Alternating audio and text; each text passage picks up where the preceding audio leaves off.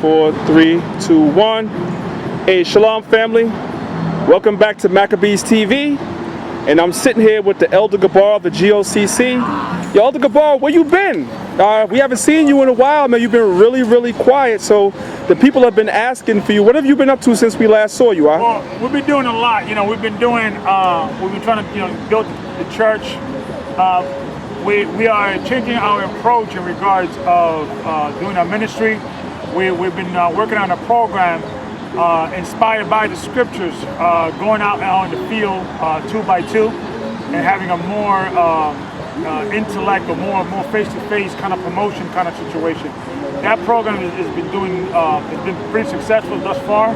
So we've been basically training the young deacons and bishops how to educate the congregation in regards of having a more house-to-house or going face-to-face kind of promotion. So you don't see that type of thing online, so you probably think, okay, what happened to GOC and things of that nature, but we're still teaching, we're still doing the work. Because of the Hebrew Alliance that we were doing, it took a lot of time, and we put a lot of stuff within the GOCC in the back burner. And then, as you know, we did the Kemenon trial, we did the Extras Memorial, the Woman Intuition. That took a lot of time and things of that nature. So a lot of stuff that we had when we go to GOCC, we put in the back burner. So we had to kind of make sure we take care of home first. My elder came to New York that whole weekend. He came almost 30 days in the Americas. So we had to make sure that he was taken care of and things of that nature. So, but we basically just trying to build our infrastructure.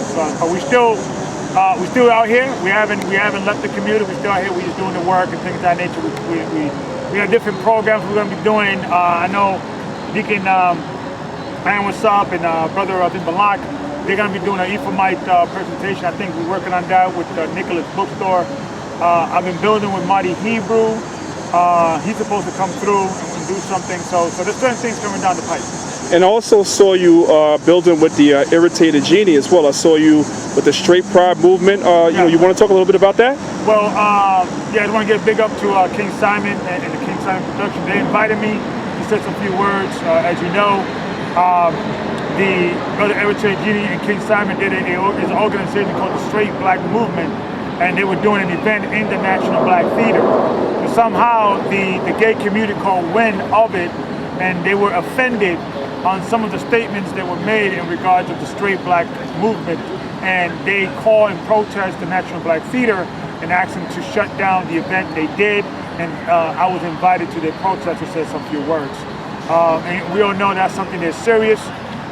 We should not, in regards of allowing gays to do what they want to do, we have no choice. They're doing what they want to do. They got their parade, they got their lifestyle, they got now right to get married.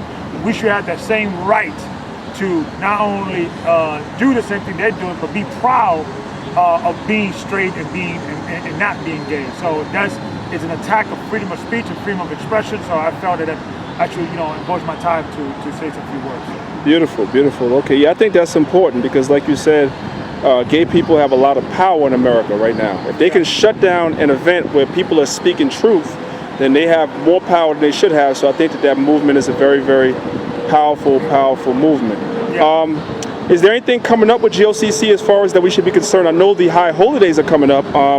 So if people want to celebrate the high holy days with you, is there anything they should know? Like, will you guys be live streaming maybe some of the high holy days you guys are having, or what's going on with the holiday season? We'll record it. If you want to come by and say hello, just go to, you can just email me, goccnyc@gmail.com or yahoo.com. goccnyc@yahoo or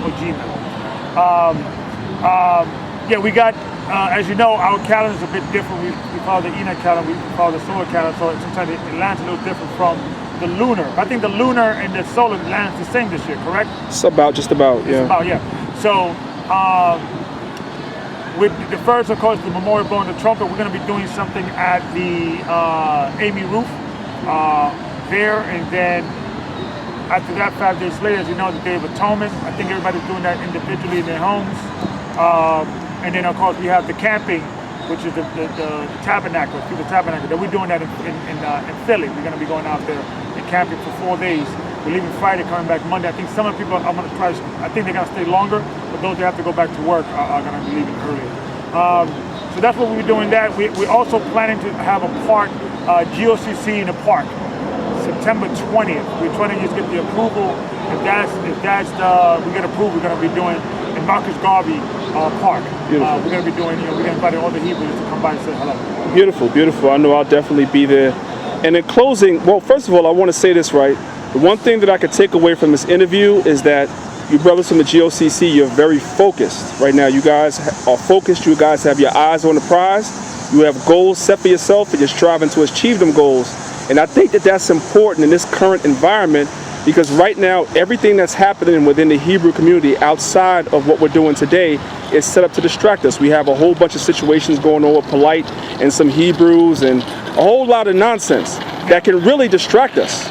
Even as far as the debates, although they're good, if we have too many debates where we're going tit for tat, tit for tat, tit for tat, then we're always debating, we're never building. Yeah. So I see that you brothers are in a building mode, which I think is a very, very awesome thing. Yeah. And I encourage you brothers to continue to do that, because always when we came into this truth, that was our first goal. Our first goal was to build or rebuild the tabernacle of David, which is fallen. You want to say any words on that before we go? Yeah, when we did the debate from the GOCC perspective, it was, okay, we put out, we were always open about this. We just put our hat in the ring just to promote the church and just to show the world there's other type of Israelites out there, outside of what you might see, and things of that nature.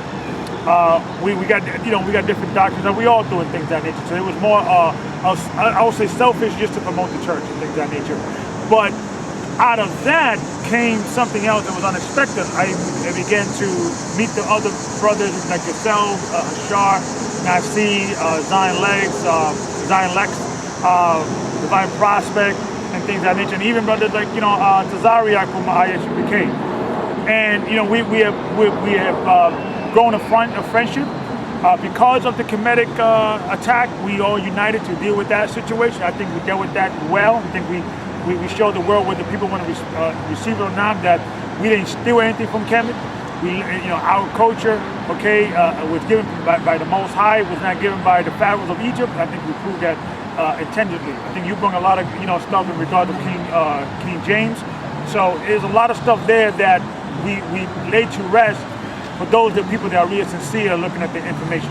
Now, with what's going on with Polite and Tazaria, with the whole situation, what happened with that situation is exactly why I kind of walk away from the situation in regards of with brother not Polite, Sanetta. I love Sanetta, and I'm not banging what he's doing. I think he's a promoter. I think he's a brilliant promoter. I think what he's doing is brilliant. But if I would have stayed within that type of environment and things of that nature, it would have ended up with what's going on between now Polite and Tazaria. And now they're attacking each other personally, and the subject matter is leaving the door. It's not even an issue anymore. It's about wives and kids and things of that nature. And I think it's gotten too far. And I think if I would have stayed in that discussion, I would have gone there with Shaka. You understand what I'm saying? And I felt that and clearly the whole situation with Sanetta and what he said to me when coming up, which is true, and he admitted and things of that nature. I got that information, but regardless, I saw myself getting caught up with the whole gossip situation. However, I think that is going back to the homosexual question and things of that nature. I believe that within the Hebrew community, and we already have that. If there's a brother that has a feminine spirit, we question him. That's part of the Hebrew culture. Because there is a lot of a lot of secret homosexuals in our community. Homo thugs, people in the closet. We hear that all the time when you have elected officials, somebody in prominent position, even coming down and say, yeah, I've been a gay man all my life, but they got kids and all that. Yeah. And sometimes you have women sometimes get caught up with these diseases because these men are creeping in these gay clubs and things of that nature. So I believe within the black community, there should be some discussion, somebody displaying that type of behavior. But going back, I saw myself getting caught up with that and things of that nature. So I said, you know what? We're already building an alliance with the Hebrews. Let me focus on that rather than the whole back and forth with Sanhedrin and Kemet and all that, and Polite and the Shakas and of the world.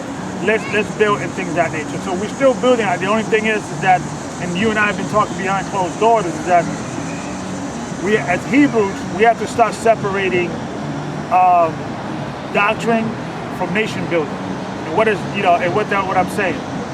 We all have we all have disagreement in regards of doctrine, but we have to separate that in regards of nation building, in regards of economics. One of the things that I want to start building in the next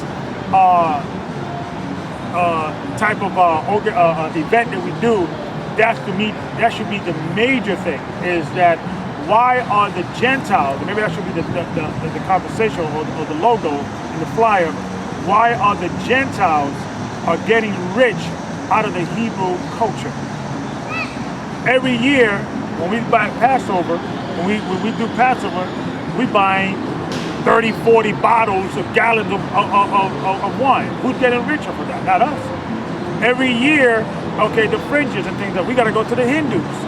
We got to go to, so it is time, I think at this time in history, the Hebrew community, we have the talent, we have the manpower to actually create instant, businesses that we could take our money with and keep it with our community. Let me give you a prime example.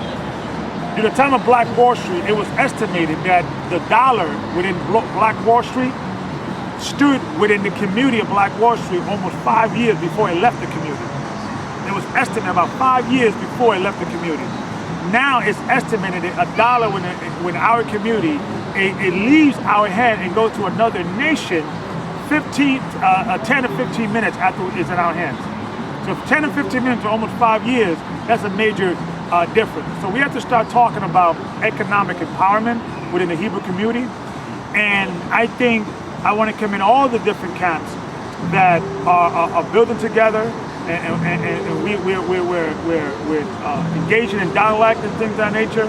I think the whole concept that it is not about our camp, we don't want to deal with you and things of that nature. We have to kind of squash that in situation.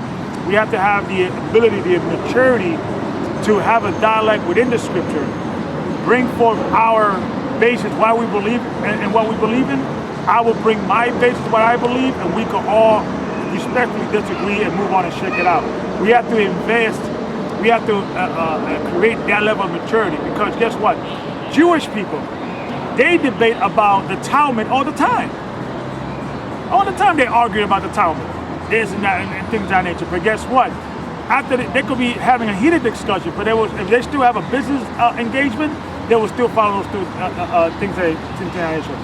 I had a Jewish person tell me that he'd rather deal with a crooked Jewish person than a goru, someone outside the nation. That he will deal with that crooked Jewish person, find himself another Jewish person to do business before he goes out of his community. That's the love they have for their race. I have seen a Korean lady go from Brooklyn, get in the train, shop in Koreatown, and go back to Brooklyn, take that tribe. So this is the life that these nations have and things like that. So as a nation, we have to start talking about economic empowerment. How can we do that? And things like that. Of course, as camps leaders and different church leaders, we always going to go first within our own personal church and things of that nature. But if one within our community, our church doesn't have those talents and those skills, I should be able to know who among the nation of Israel have those skills. If I could go, hey brother, you got somebody in your church that does this, that, and the other. You have a lawyer, you have a doctor, you have an herbalist. So that's the type of unity we have to start thinking about and things of that nature. And the doctrine, the most likely is going to resolve that later. So with that, I would want to say shalom. I'm out here with the brothers at the park. I just want to thank Brother Danya Allah and all the brothers out here putting this little thing together. You guys didn't really promote this. It was like you just invited us, and we invited other people. We just get together. So it was very organic. It was very family-like. So I'm happy to be here to say shalom and from your sha'ala. And we're glad to have you back on Maccabees TV. We look forward to talking to you again, Elder Gabar. All right, shalom, brother. Shalom.